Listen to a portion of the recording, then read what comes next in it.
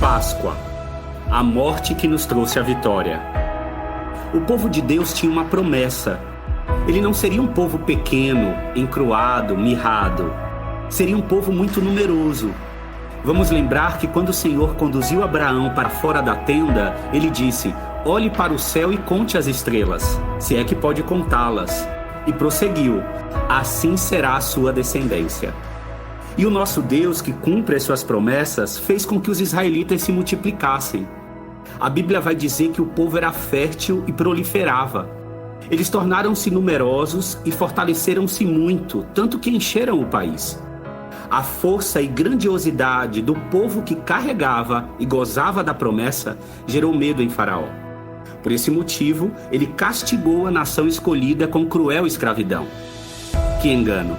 Faraó não deveria temer a numerosidade do povo, mas deveria temer o Senhor que marcou os israelitas com essa força.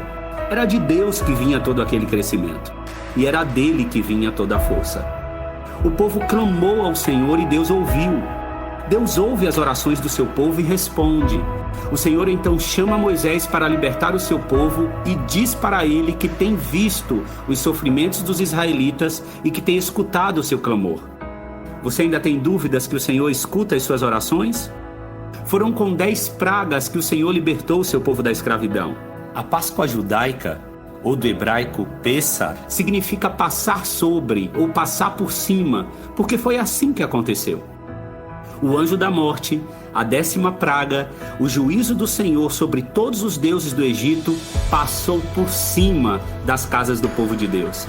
O destruidor não atingiu os lares daqueles que tinham seus umbrais marcados pelo sangue do Cordeiro.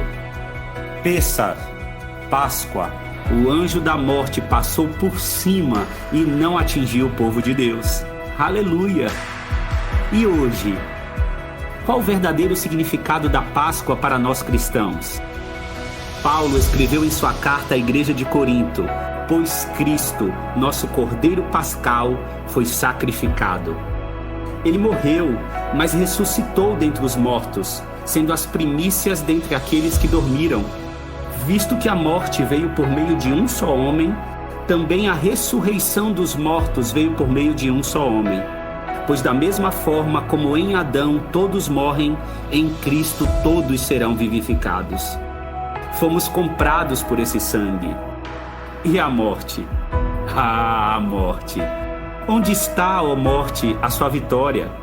Onde está, ó morte, o seu aguilhão? O aguilhão da morte é o pecado, e a força do pecado é a lei. Mas graças a Deus que nos dá a vitória por meio de nosso Senhor Jesus Cristo. Aquilo que era uma sombra se revelou. Aquilo que era uma sombra se tornou realidade. O Cristo morreu, seu sangue derramou, nossas dívidas ele pagou. Os umbrais do nosso coração estão marcados. A morte não pode nos alcançar, somos salvos pela sua graça.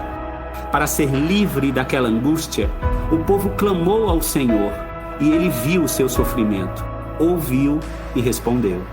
O povo não salvou a si próprio daquela aflição, eles ficaram em casa e em casa foram salvos. Simplesmente ouviu as recomendações de Moisés, o servo de Deus. O povo obedeceu a palavra. No tempo de aflição, o povo foi conduzido a confiar na palavra que saiu da boca de Deus. O povo foi livre.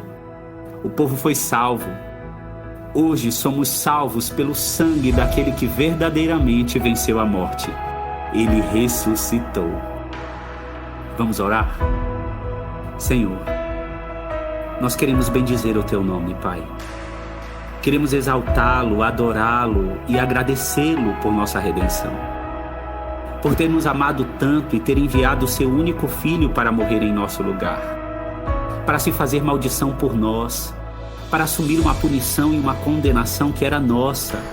Bendito é o Senhor que ressuscitou o Seu Filho pela força do Seu poder, nos dando vida e vida eterna. A morte não pôde vencê-lo. A morte não pôde segurá-lo. Obrigado por nos salvar, Senhor. Obrigado por vencer a morte.